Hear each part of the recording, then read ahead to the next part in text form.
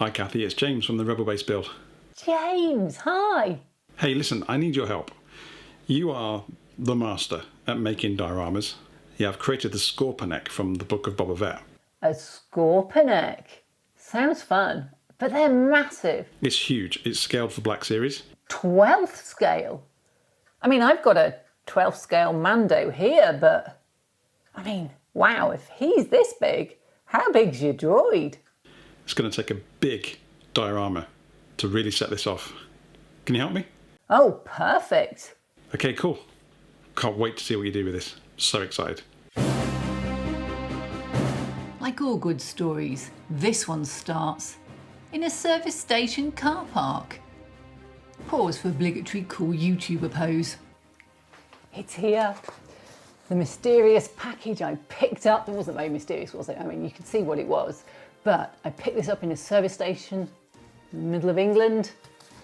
It's back here for me to make a diorama for it to go on.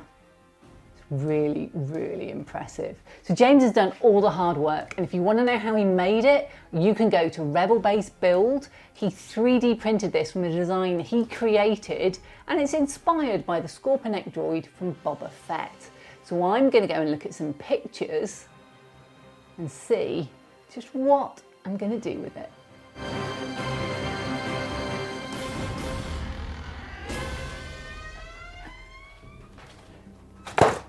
I just pulled this pile of foam off my old layout.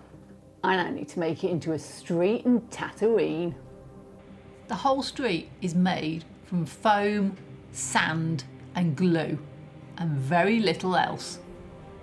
I used a mix of this denser foam, it's just a bit stiffer, and this cheap stuff, which I got from my foam store. Measure it all up, glue it all together. This is polyurethane glue, a little bit of water helps it set, and you're good to go. The buildings are made from foam too. Now this is builder's foam. It's Celotex in the UK. You peel the aluminium off and you can carve it with a knife. I'm just using a box cutter. I use it because every builder in the neighbourhood has given me some and I have so much of it. Another amazing thing about foam is it sands. Rounded edges on your buildings, tick. And that's it for the buildings. You can carve and cut and add extra bits, and when you're ready, glue them together with wood glue, white glue, polyurethane glue, toothpicks to hold them in place, and a good push.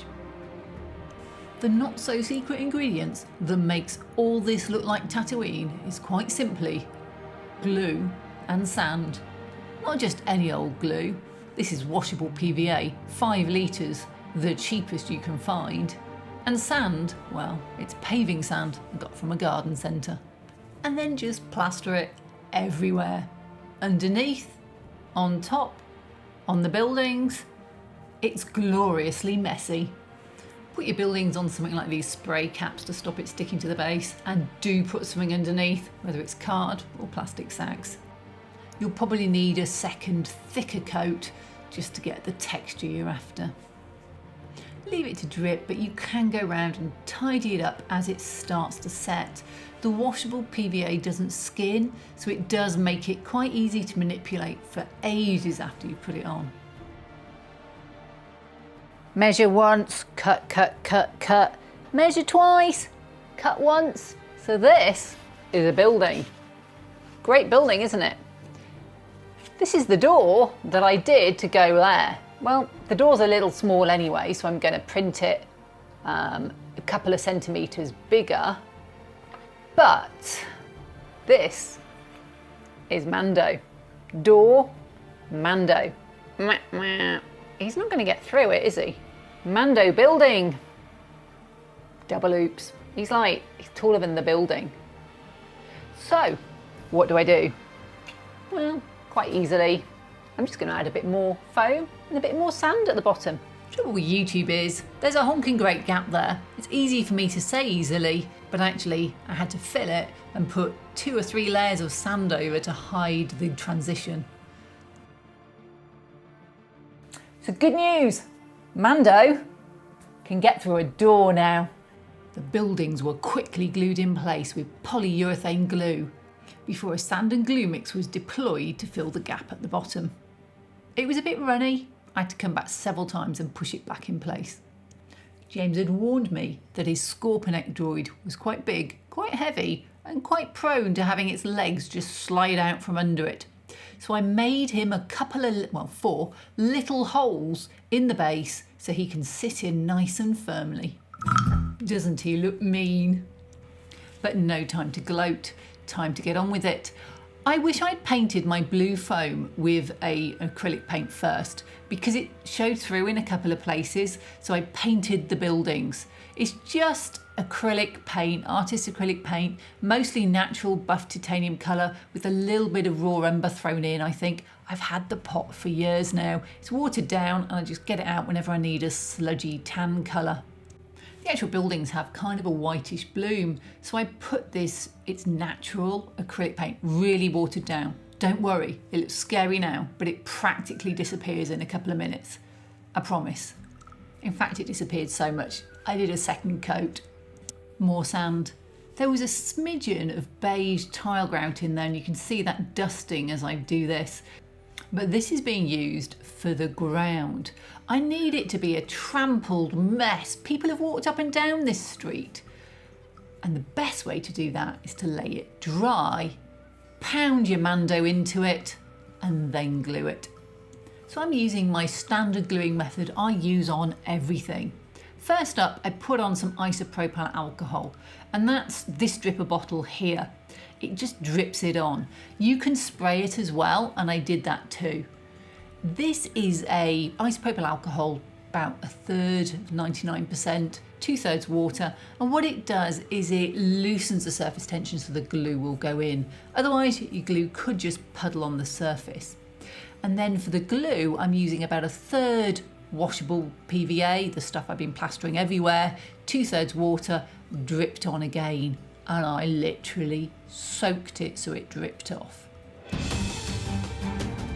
Everything is finished. I just need to add the details, and the sand, really solid.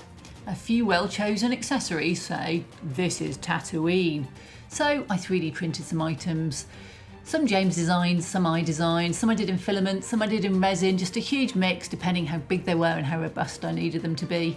And then I painted them with exactly the same paints I'd already used. Oh, but I branched out to a little bit of black red and a little bit of black grey as well. I didn't 3D print everything though. These pipes are from a kid's playset. Then it was time to make my market stall out of this bit of mesh I had hanging around the house. The gourds or pots, whatever they are, that I printed, they had some cotton glued on with just super glue and zapper to speed up the whole process, threaded through and glued the other side. When that was done, I touched them up with a little bit of just the sludge colour to hide any glossy bits and the colour of the cotton, which was wrong. The sand glue mix cuts really easily with a knife, so I inset the doors and windows and glued everything in place. I started with white glue, but soon moved on to super glue. It's much quicker, before touching everything up with sand and paint. Then I put Scorpy in place. Doesn't he look good?